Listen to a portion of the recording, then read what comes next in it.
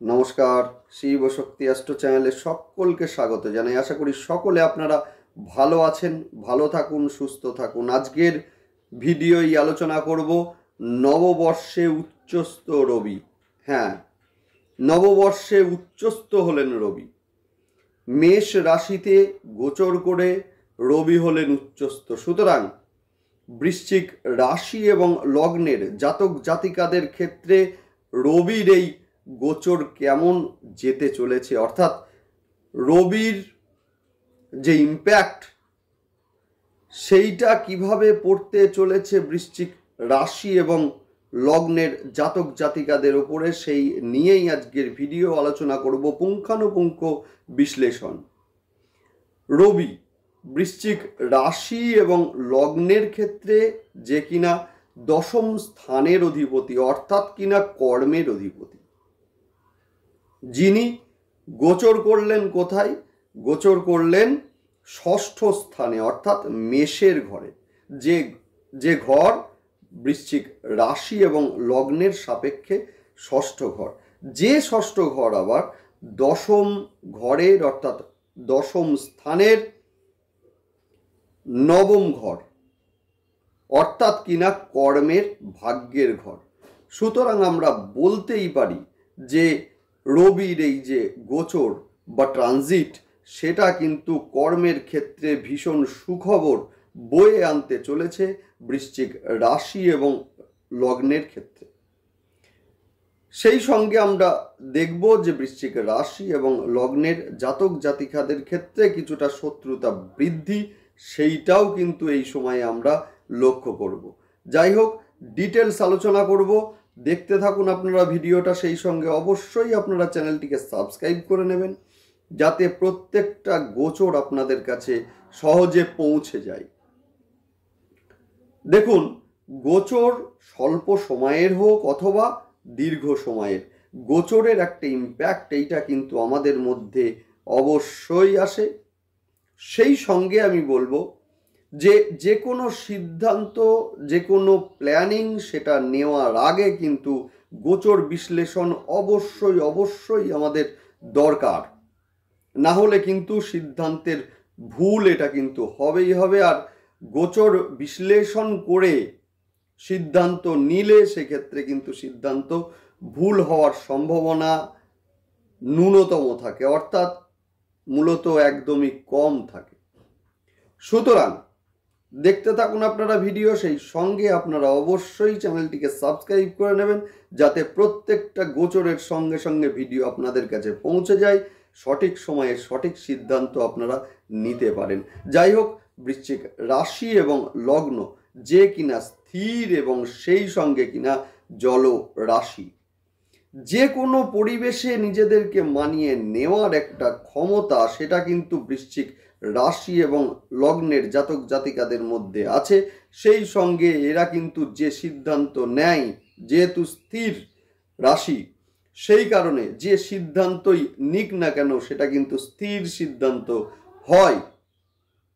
সেই সঙ্গে মঙ্গল যদি ন্যাটাল চার্টে ভালো অবস্থায় থাকে, তো সেই সিদ্ধান্ত থেকে এদেরকে বিরত করা খুব মুশকিল হয়।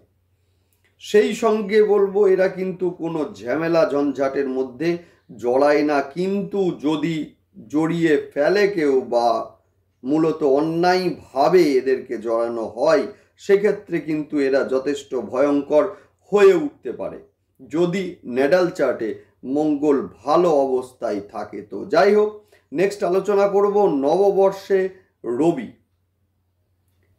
মীন রাশি ছেড়ে দিয়ে মেষ রাশিতে উচ্চস্থ হলেন। যে মীন রাশিতে রাহুদেব আগে থেকেই ছিল, সুতরাং যে রবি ছিল রাহুর গ্রাসে, সুতরাং এই যে এক মাস ধরে মূলত কর্মের মধ্যে একটা দোদুল্যমান অবস্থা, টানা পড়েন, সেইটা কিন্তু ছিলই। সেই সঙ্গে আর্থিক অবস্থার দিক থেকেও মূলত কিছুটা ডিটোরিয়েট করতে, সেইটাও আমরা কিন্তু দেখতে পেয়েছি বিগত এক মাসে। যাই হোক, রবি মীন রাশি ছেড়ে মেষ রাশিতে উচ্চস্থ হলেন। যে রবি কিনা বৃশ্চিক রাশি বা লগ্নের সাপেক্ষে দশম স্থানের অধিপতি, ফলে কর্মস্থলে বা সমাজে বেশ কিছু শত্রু তৈরি হওয়া সেইটাও কিন্তু আমরা এই সময়ে দেখব, এবং যে শত্রুরা যথেষ্ট শক্তিশালী হতে পারে, প্রভাবশালী হতে পারে। তবে ন্যাডাল চার্টে যদি রবি ভালো অবস্থায় থাকে তো সেই শত্রুর মোকাবেলা করা সেইটা কিন্তু আপনার ক্ষেত্রে যথেষ্ট সহজসাধ্য হবে। যাই হোক, সেই সঙ্গে বলবো যে এই সময় নিজেকে প্রকাশ করার, নিজেকে মেলে ধরার, নিজের ব্যক্তিত্বের প্রকাশ করার জন্য ভীষণ ভালো সময় এটা। তবে আশপাশের বেশ কিছু ডিস্টারবেন্স এটাও কিন্তু এই সময় আসতে দেখব। এলেও হঠকারী সিদ্ধান্ত নেওয়া থেকে কিন্তু বিরত অবশ্যই আপনারা থাকুন। জ্যেষ্ঠা নক্ষত্রের জাতক জাতিকাদের বলবো এই সময় কিন্তু অর্থ প্রাপ্তির একটা সম্ভাবনা আছে। সেই সঙ্গে অনুরাধা নক্ষত্রের জাতক জাতিকারা রক্ষণশীল যে চিন্তা ভাবনা সেইটা ছেড়ে অনেকটাই কিন্তু বেরিয়ে আসবেন এই সময়। যদিও এই সময় জ্যেষ্ঠা নক্ষত্রের জাতক জাতিকাদের ক্ষেত্রেই গোচর অত্যন্ত শুভ হতে চলেছে। যাই হোক, যদিও রবি বৃশ্চিক রাশি বা লগ্ন সাপেক্ষে বর্তমানে ষষ্ঠ স্থানে অবস্থান করছেন, যে ষষ্ঠ স্থান হচ্ছে দশমের নবম স্থান, অর্থাৎ এটা কিন্তু কর্মের ভাগ্যের স্থান। সুতরাং রবির এই যে অবস্থান এটা কিন্তু নতুন কর্মের সুযোগ এনে দিতে পারে, সেই সঙ্গে কিন্তু কর্মের ক্ষেত্রে প্রমোশন, সেই সঙ্গে উন্নতির যোগ সেইটাও কিন্তু এই সময়ে লক্ষণীয়। হঠকারী সিদ্ধান্ত নেওয়া থেকে বিরত থাকুন অবশ্যই।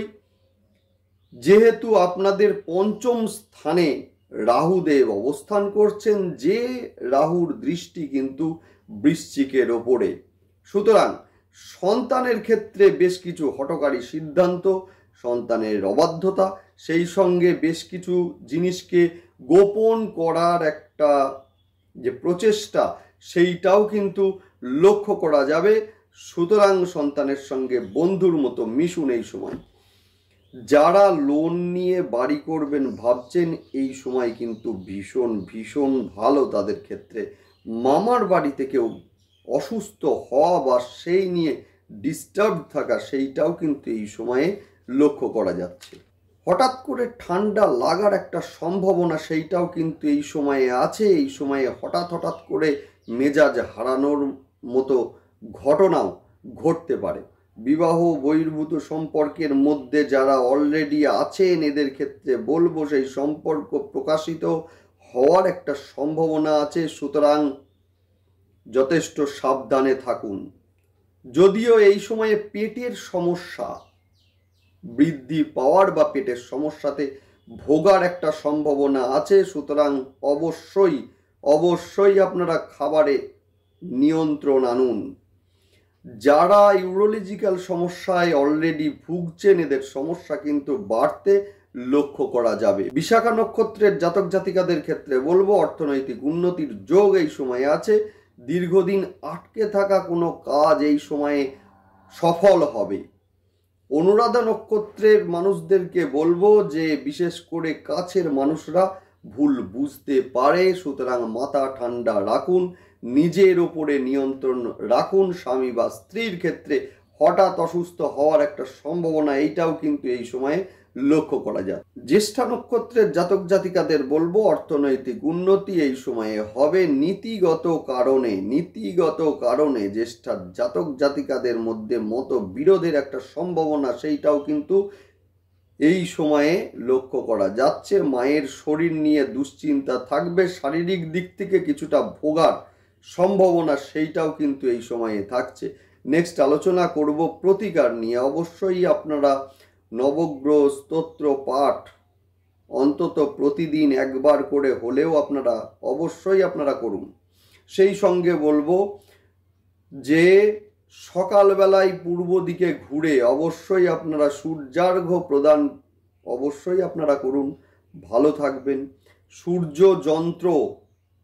সূর্য যন্ত্র পূর্ব দিকের দেওয়ালে অবশ্যই আপনারা টাঙান।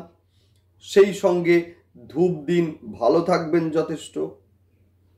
অবশ্যই আপনারা এগুলোকে পালন করুন এবং সেই সঙ্গে বাড়ির কোনো একটা নির্দিষ্ট জায়গায় পাখিদের জন্য জল দিন। অবশ্যই ভালোভাবে মনে রাখবেন, কর্ম দিয়েই কিন্তু কর্মকে খণ্ডন করা যায়। যাই হোক, দেখতে থাকুন আপনারা ভিডিও, ভালো থাকুন এবং সেই সঙ্গে অবশ্যই আপনারা চ্যানেলটিকে সাবস্ক্রাইব করে নেবেন। ভালো থাকুন সকলে, নমস্কার।